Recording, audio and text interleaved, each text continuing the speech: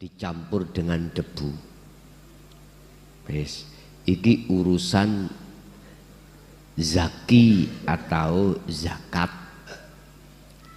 Nah sekarang kalau kita ambil dari hakikat, bagaimana? Apakah yang berbentuk fisik? Bukan. Bukan. Kalau zakat fitrah di dalam bulan puasa ini berbentuk fisik, beras atau bahan pokok fisik, mensucikan. Bahkan hadis Rasulullah, tidak akan sah puasamu 1 bulan Ramadan jikalau tidak melakukan zakat. Engkang badhe kula suwunaken pirsa tentang masalah zakatul fitri, tentang hakikatipun zakat fitrah. Zakat fitrah. Nggih, ingkang sepindah. Ingkang angka kalih gegandhengan kala wingi sonten kawula dereng saged nyuwun bilih sepindah malih bilih Gus kepareng samangke nyuwun foto bersamanipun keranten semalam dereng wonten kesempatan Allah dereng saged mengedaki sepindah malih bilih Gus mengedaki makaten lan semanten kirang langkungipun nyuwun pangapunten. Wassalamualaikum warahmatullahi wabarakatuh. Waalaikumsalam warahmatullahi wabarakatuh. Terkait zakat fitrah hakikatnya, makna daripada zakat adalah mensucikan diri. Tinggal kita mensucikan diri dari kacamata mana. Kalau kacamata syariat, kita bersuci diri ada 2 tempat. 1, bersuci dari an-najasah, najis. Yang kedua, kita bersuci dari hadas. Ini cara syariat. Hati mensucikan diri dari perbuatan-perbuatan yang tercela, yang secara syariat disebut hadas kecil maupun hadas besar. Dan semua bersuci ini secara syariat harus memakai air. Jikalau tidak ada air, berarti harus pakai debu. Kalau toh memang seperti itu. Sehingga mengapa ketika kita teringgap najis mughaladoh, wajib kita itu untuk bersuci dengan air 7 kali, dan diantara 7 kali harus dicampur dengan debu. Wes, iki urusan zaki atau zakat. Nah sekarang kalau kita ambil dari hakikat, bagaimana? Apakah yang berbentuk fisik? Bukan. Bukan. Kalau zakat fitrah di dalam bulan puasa ini berbentuk fisik, beras atau bahan pokok fisik, mensucikan. Bahkan hadis Rasulullah, tidak akan sah puasamu 1 bulan Ramadan jikalau tidak melakukan zakat fitrah. Dan itu ada batas waktunya, mulai saat masuknya bulan Ramadan sampai akhir daripada khotib itu khutbah. Udah, itu fisik. Ya, secara hakikat adalah kesalahan-kesalahan dalam diri kita, dalam hati kita. Apakah itu yang disebut sebagai perilaku-perilaku yang sifat atau sifat-sifat yang tercela. Dan sifat yang tercela itu dikarenakan sumber dari nafsu keakuan diri kita dan atau keakuan diri kita. Itulah sebetulnya yang harus kita keluarkan untuk menuju fitrah. Itu di situ, untuk menuju fitrah. Kita untuk menuju fitrah harus zakat. Harus zakat artinya mensucikan diri dari syirik baik jali maupun khafi lebih-lebih. Laksana seperti Nabi Musa harus lepaskan kedua trompat kita atau sandal yang kita pakai. Bilwadil muqaddasit tua. Jadi harus dilepas itu syirik itu. Jadi jenengan khalwat bentuknya inilah Pak, hakikati zakat fitrah. Bersuci untuk menuju ke kefitrahan. Wis satu. Nomor dua, masalah foto. Nggih, mboten apa mboten keberatan.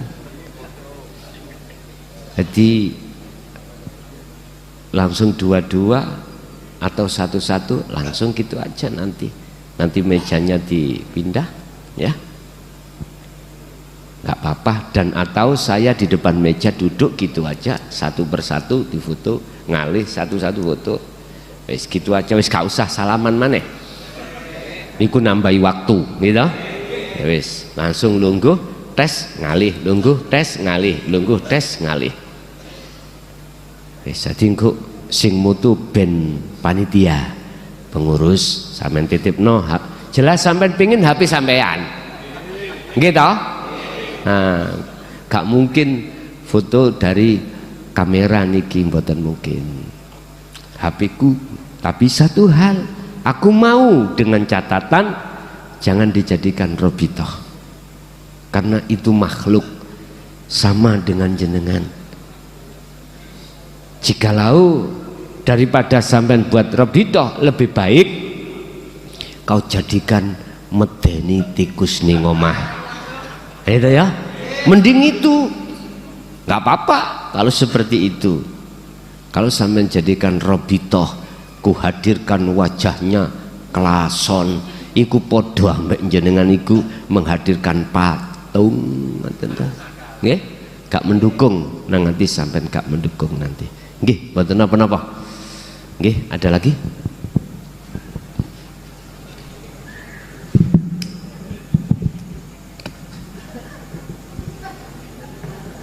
Assalamualaikum warahmatullahi wabarakatuh. Perkenalkan, nama saya Solehin Gus dari Banten.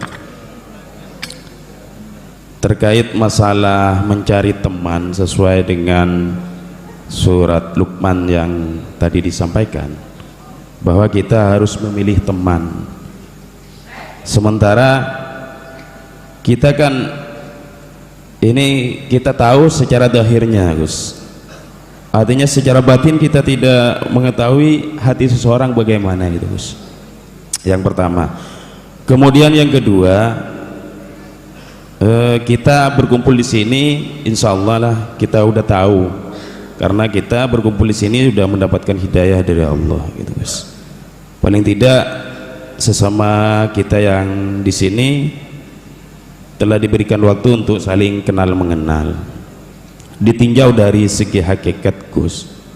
Kalau misalnya ternyata kita walaupun di majelis ini ada hal-hal dari teman kita yang tidak sesuai sepemahaman kita dari segi hakikat, itu bagaimana, Gus? Terima kasih. Assalamualaikum warahmatullahi wabarakatuh. Waalaikumsalam warahmatullahi wabarakatuh. Yang aku maksud berteman itu adalah teman ruhaniyah. Bagaimana kita tidak tahu isi di dalam hati seseorang. Kita berteman itu pasti tahu kok jenengan. Jenengan pasti tahu isinya di dalam hati orang lain, pasti tahu. Jikalau jenengan ini sudah membawa dinu tauhid dan jenengan melakukan kholwat, mesti tahu. Tidak, saya tidak berkata insya Allah tahu, enggak, pasti tahu.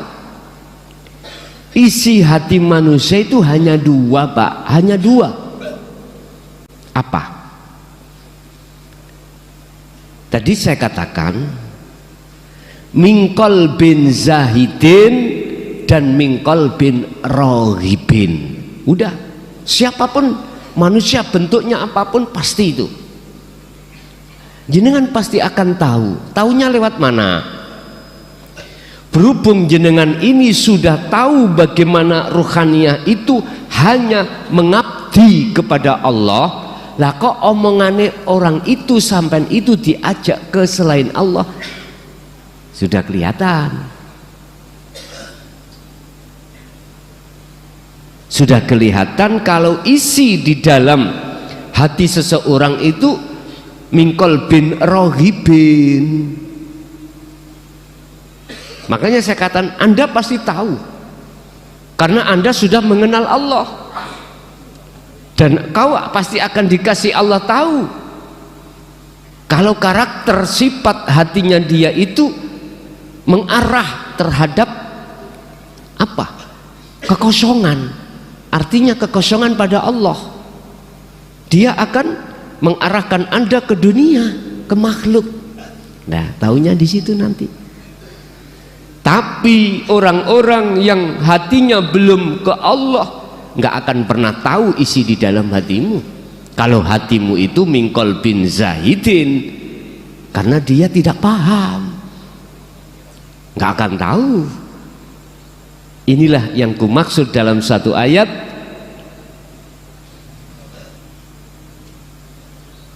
la tudrikuhul absaru wa huwa yudrikul absara wa huwal latiful khabir. Kau bisa melihat itu, mereka tidak bisa melihat Anda. Allah tahu akan manusia, manusia tidak tahu Allah. Lah, itu maksudnya terhadap diri kita seperti itu. Jadi taunya jenengan kalau diproses lewat apa? Isi materi pembicaraan orang itu mesti arahnya selain Allah, selain Allah. Tetapi jenengan akan tahu isinya orang itu bahwasanya dia menarik ke Allah, walaupun pembahasannya atau makolahnya itu tentang masalah dunia, mesti jenengan iku akan diklarifikasi diarahno ke Allahnya, walaupun ucapan pembahasannya urusan dunia itu pasti. Ingat, yang tahu wali adalah ya itu maksudnya. Kalau belum jadi wali nggak akan pernah tahu wali. Kalau itu wali nggak mungkin. Iku maksudnya, Pak. Ayat la tudrikul absaru, surat apa itu? Tolong dicari. Al-An'am ayat coba dilihat Al-An'am ayat berapa itu. Jadi mereka ahli hijab tidak akan pernah tahu apa isi di dalam hati ahli syuhud. Yang isi ahli syuhud iku mingkol bin zahidin, arahnya hati hanya pada Allah. Kalau sama-sama di situ pasti tahu arahnya rohanianya, karena satu wadah. Itu Pak letak maksud pasti jenengan tahu dilihat dari pembicaraan, dan tidak ada pembicaraan itu untuk mengarahkan jenengan ke Allahnya. Sama-sama ahli syuhud walaupun pembicaraannya itu tentang dunia, mesti arahnya itu pada Allah. Itu pasti seperti itu. Satu contoh, misalnya jenengan membawa permasalahan datang ahli suhud gini, walaupun yang dihadapi itu adalah orang ahli hijab yang bertanya atau ahli suhud,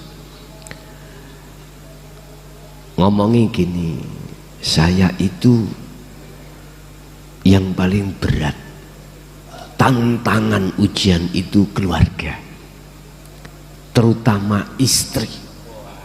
Ngecemas saya.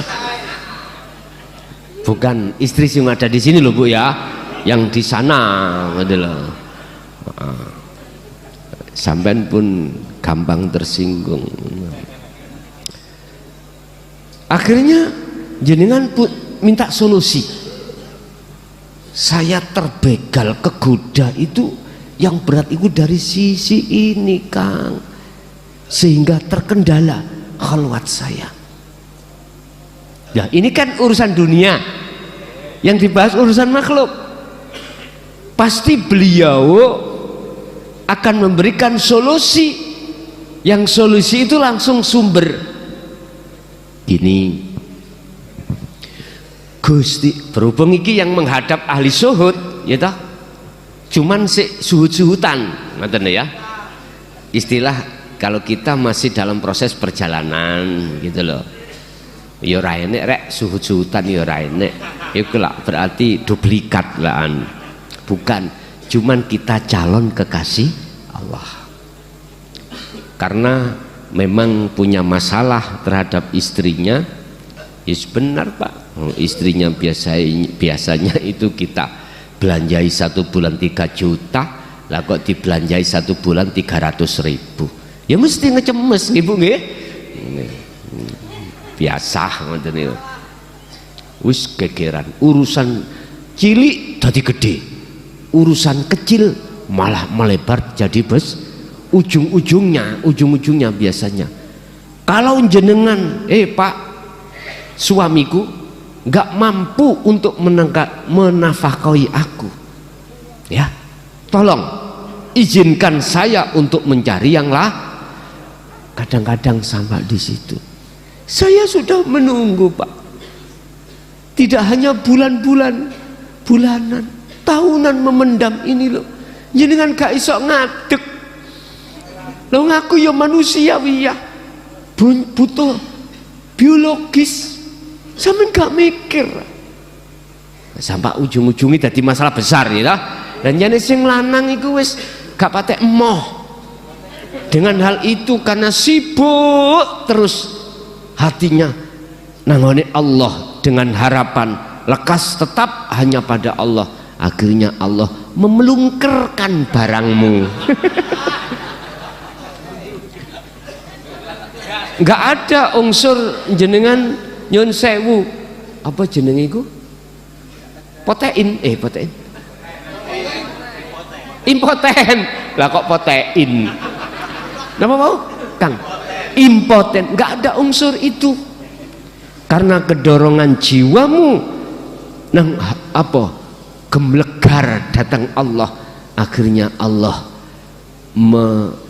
menidurkan ya srene gonelmu, akhirnya berkeluh kesah istri kamu, ujung-ujungnya sampai segitu. Allah ya Karim. Secara sifat basaria ibu seperti itu nuntut ya gak salah, karena hak kewajiban daripada kita suami ada, hak istri juga ada. Hak istri adalah meminta nafkah secara zahir maupun batin. Dasari istri kita itu doyan nguni ku jenenge apa? Hiper. Ah, leres. Hipersonik apa hiper apa? Ya hiper yang ngono ya. Ya. Wis istilah satu hari tidak seperti itu wis. Wah. Karena memang golongan golongan itu tadi sarengat atau sifat basariyah kuat. Jenengan ditari seperti itu, akhirnya jenengan terpengaruh. Akhirnya teman jenengan itu mesti mengatakan gini, Heta, itulah cara Allah menyapamu, tidak hanya lewat perkara yang menyenangkan, tapi juga menyusahkan.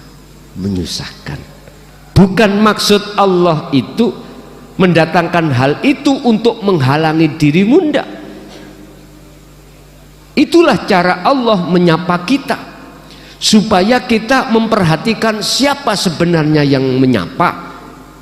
Jangan melihat Allah membikin apa dijadikan menyapa. Ingat, kita membawa sistem dan keyakinan sesungguhnya selain Allah itu tidak bisa apa-apa. La haula wala quwata. Pun ini nggak bisa diubah, Pak Bun. Sudah, kita sudah yakin masuk di dalil ini. Allahu khalaqakum wa ma ta'malun. Sudah masuk di sini. Artinya ngeten Kang, memang itu berat bagi kita karena kita masih dalam makom tahapan belajar lagu. Iya, tapi bagaimana pesan guru-guru kita dulu, saabot abotoyo opo harus kita bawa, nanti akan jadi ringan. Berarti kita harus fakotistamsaka bil urwatil wuthqa, pegang teguh zikir tersebut. Rapopo. Sebab istri kita ngomel-ngomel itu di belakang, di depan, di dalam, di luar istri itu ada Allah. Itulah cara Allah menyapa kita. Tinggal kita melihat istri kita sebagai makhluk atau kita melihat hidup yang menjadikan istri seperti itu dijadikan sebagai penyapaan kita. Kalau kita lari kepada hikam itu, takdir itu laksana wanita, Pak. Laksana batu. Lah Allahnya laksana wanita cantik. Kalau buat wanita, pemuda yang gagah dan ganteng. Membawalah wanita itu yang namanya batu segini. Tergantung jenengan lewat dihantem Allah ambek takdir itu tadi, lewat istri nyocot des. Sakitkah kita? Pasti sakit. Sifat basariyah sakit. Kita dihantam wanita cantik, wanitanya itu singitan, ngumpet di belakang layar atau di belakang pohon, tinggal Anda melihat batunya atau melihat wanitanya. Saya jamin tatkala Anda bisa melihat wanitanya, pasti Anda akan berkata antemen maneh. begitu Pak. Sama masih wanita ya gitu, karena jamalnya Allah. Dulu sudah saya katakan, ini laksana dunia Pak ya, itu dibagi 3. Separuh jamal yang diletakkan pada Muhammad, yang 1/3 ya, ini adalah nas manusia, ini Muhammad, ini Yusuf.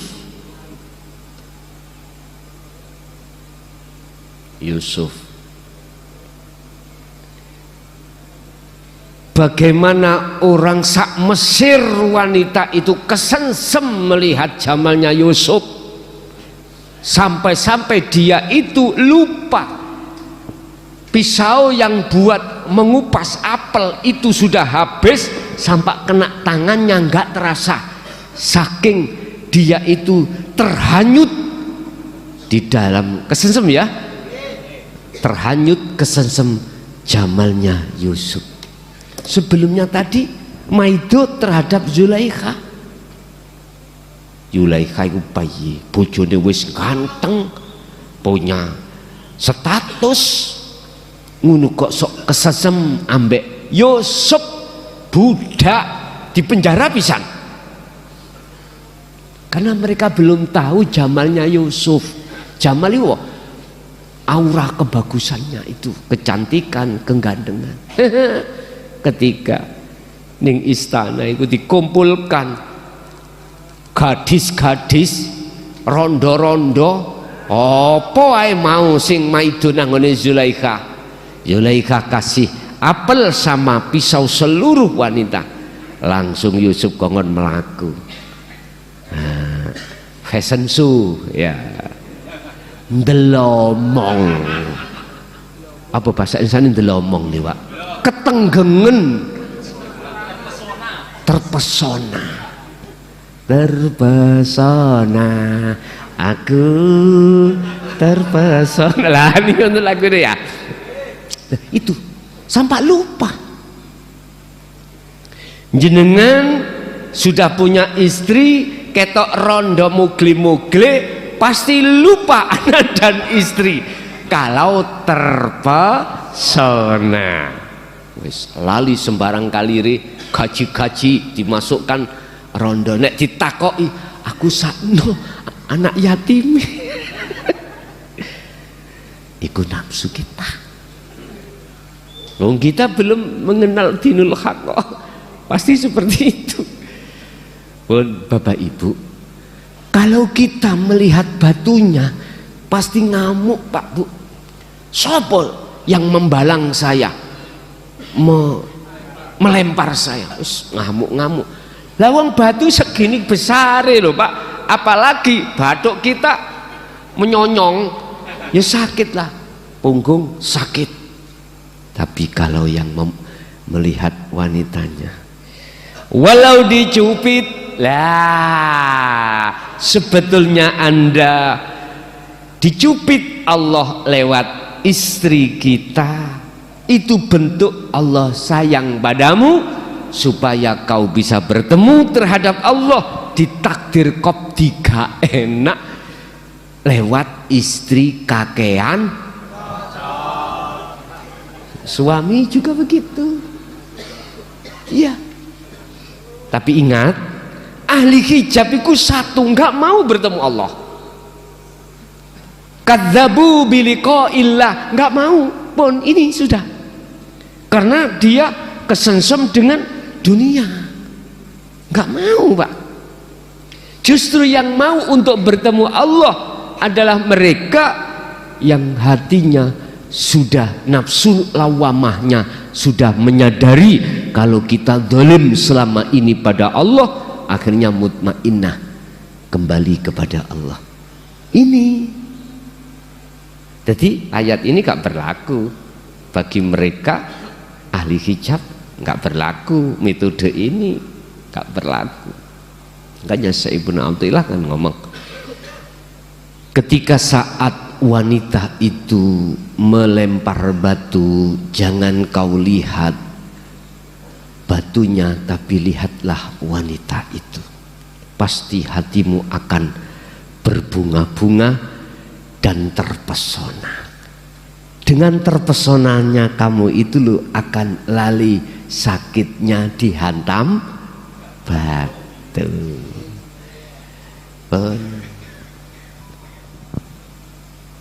Apa mangrek pertanyaan ini, Mas?